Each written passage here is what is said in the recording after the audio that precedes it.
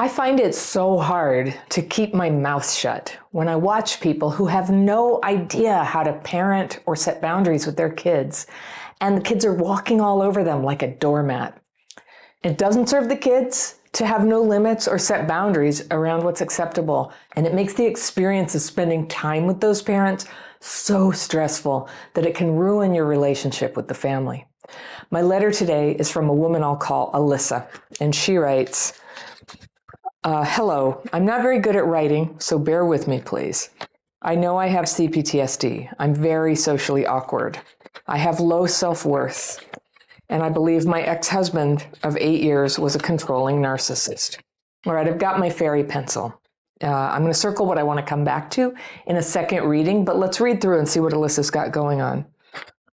So I have a 10-year-old girl. She does well in school. Since I was neglected as a child, I try my best to sit and do homework with her. I try to talk with her about her friends and her likes and to be a good mom toward her. She has lots of manners.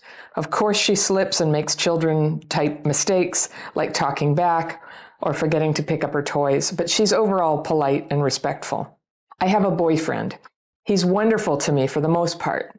I do, unfortunately, put him on a pedestal, and I hate that because I know I'm important too. Anyway, his ex is a nightmare. The worst mom material. Reminds me of my sister who bullied me. She calls my boyfriend about small things that seem to have nothing to do with the children. She has 2 children with him, a 12-year-old girl and a 9-year-old boy. They're addicted to technology. They never pick up. They always take without permission any food. They are obese, so we have them ask for extra food so they don't overeat. On the weekends, they also take me and my daughter's stuff without permission. They are up late hours like 3 a.m. They hit their dad, curse at him, etc. Woo!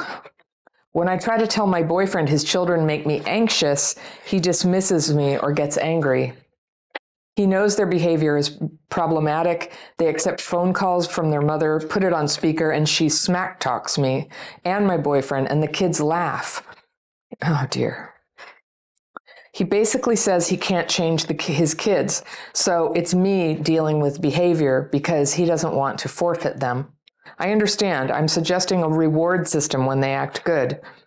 Talking with them more, it's hard because they're addicted to their phones. But to help them, he basically says, they won't change, deal with it. Am I being had? If I can explain things to my child and I can have a good relationship, is what he is saying true? I understand these kids have a cuckoo mom, but does that mean their father can't help them at all? We've been fighting more and more, and I don't know if it's my CPTSD making their behaviors bothersome, or is it I don't want to be robbed and then told nothing can be done about it. Since my last marriage was a controlling one, I don't want to be fooled and controlled again. Please help, Alyssa.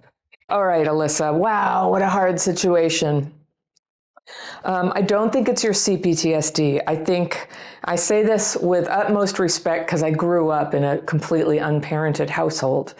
And some of the kids in my household, and we had like kind of a commune type environment where there were other families' kids there.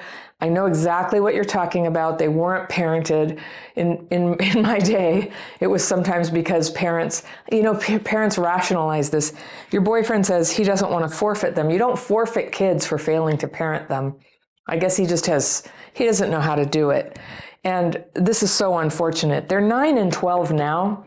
As they get older, this is going to be a huge problem. So I wish there was an easy answer here, but I'm not hearing that he's willing to work on it. And I'm also hearing that you're actually a good mom and you have a composed, and by composed, I mean a child who is calm inside, who does homework, who is on a schedule. You have a good thing, and you have to really think about this. Is this good for your child? To have the household every weekend overrun by kids who have no limits, who are hostile, who are disrespectful, who steal. And when you said you don't want to get robbed, I wondered if you meant materially, because this thing where they take without asking your things, this is a bad sign for the future. This does not sound hopeful for the future. And then the addiction to the phones and the talking back and the laughing when the mother talks smack about the family. This sounds like a terrible situation, honestly. I don't think it's going to go well for anybody concerned. And if you're thinking, if it helps you to be validated that you've done nothing wrong, you're capable of being a good mom, I think this would be harmful for your daughter. If that helps you to make a decision about going, okay.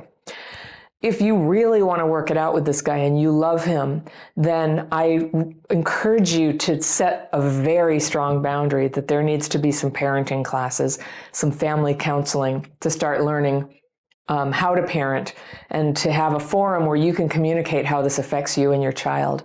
If he doesn't care about this affecting you, and if he doesn't care about it affecting your child, he's not a very caring person. These are very important things. And can I just give you an easy tip? There's this show, Super Nanny. I don't even know if they make it anymore, but the episodes are still on YouTube. So I didn't know much about parenting. The way that I grew up, parenting was kind of spotty. So when my kids were little, I just assumed that they would be nice and easygoing like I was, because I had to be nice and easygoing. And, they were rambunctious sometimes, and they needed limits set on them. They couldn't just throw tantrums and, arch their back and throw themselves around the BART train and things like that. And I didn't know how to manage it. I would get all wound up and angry, and I wouldn't know how to manage it. So I asked the pediatrician. I was embarrassed to ask, but I asked the pediatrician, what do I do? And she suggested I read this book or watch the video on something called 1, 2, 3 Magic. And some people don't like this method, but, I don't really understand how anybody couldn't approve of setting limits for kids. And basically, this is it in a nutshell. You can get the book and you can watch Super Nanny. She kind of uses this technique and you can see it in action. But you tell the child, you're crossing the line. This is against the rules. If you continue to do this, or if you don't stop, or if you don't start doing what I'm asking you to do, by the time I count to 3, there will be a consequence, and you say what the consequence is. Now, this is really key. You have to have in your mind what the consequence is. It takes planning, like what are some different levels of consequences? Maybe you get your phone taken away, or you don't get dessert, or you have to go take a timeout. They're a little bit old for that right now. But there's a consequence, and you have it in your mind, and then no matter what, you don't back down on your consequence. It's not an abusive consequence. It's just that you give them a chance by the time you count to 3. So do this, 1, 2, 3. And if they haven't done it, then you do the consequence, and you eliminate the emotion, which is tricky because usually disciplining kids is very emotional. And I know that you're saying like he's not doing it and you don't feel empowered to do it. But I'm just going to point you to this because maybe you can watch it together. It's very tempting when you're counting to 3 to start talking between the numbers, which is totally ineffective. It's really tempting to try to reason and reason and reason and reason, which is ineffective. You just set the consequence and say, if you do this, you'll get the consequence. You never hit them, right? You never harm them or deprive them of nutritious food or anything like that. But you set the consequence and you stick to it. And with my kid, I only ever had to do this one time, and then he got the idea that if I said I'm going to count to 3, I meant business. Some of you have heard this story, but my son was 2.5, and I guess he was 3.5, and the movie Finding Nemo had come out. We were both really excited to see it. I was a single mom at the time, so a new movie and going to the movie theater was a big night out for me. I was really looking forward to it. We got a babysitter for my baby son who was too young to go to a movie. And we stood in line. It was a big opening. You had to wait a while. And my kid who was with me just started throwing a tantrum that we had to wait. He wanted to go in and see the movie right now. And I tried to explain to him, the movie starts at a certain time. We can't just go into the movie theater. We have to wait until it's our turn. Right now, people are sitting there watching a movie. When they're done, they're going to leave, and then we can go in. And he just was screaming and throwing himself on the ground. And I said, if you keep screaming, we're not going to see the movie. I'm going to count to 3, and if you need to be standing up and composed. 1, and he screamed.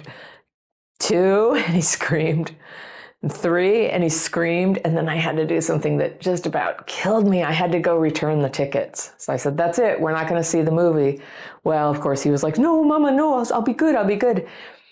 But I had read the whole book and I understood, like, if I did not have a boundary on the behavior that was acceptable and unacceptable, I would communicate to him something worse than no discipline at all. And so I went through with it, and I went up there and everybody stared at me. I had this kid going, please, please don't give the tickets back. And I went up to the window and I said, I need our money back. I had to go pick up the baby from the babysitter. It was so disappointing. I really needed that night out. But by the time we got home, my older kid was completely calm. And to this day, I've never had to get to 3 with him. He respected the boundary that I put up. I know not all kids are that easy, and 9 and 12 is harder because they've been, just kind of left to fend for themselves all this time and go wild and express hostility. I do get a picture of what their mother is like, that they've even learned that this is how you treat people. I just think if your boyfriend is not willing to work on this to the best of his ability, I think this is a harmful relationship for you to be in, and it's going to bring chaos and worse behavior down the line, and it will undoubtedly affect your daughter, who has a chance right now to have a good upbringing. So that's maybe not what you wanted to hear. Maybe your boyfriend will hear this and be willing to give it a try. I know you live together right now, and I know that's really hard too when you're a parent and separating and all that. It's quite hard.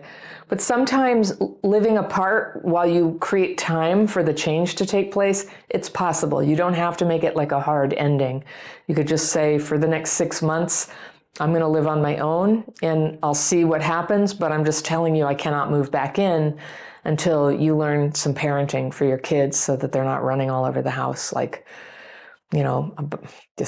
crazy, running all over the parents, running everybody down. All right, I hope that helps. If anybody's watching this and you need some tools to bring some calm down in the middle of chaos in the house, and you need to be able to communicate in a good way, this is the perfect time to use my techniques called the daily practice. It's a specific writing technique and meditation technique that helps to take all the intense fear and anxiety and anger about what's going on and dissipate it a little bit so you can have your clear thoughts and have a clearer idea about how to communicate and what can be done. If you want to try that, there's a link to it right here, and I will see you very soon.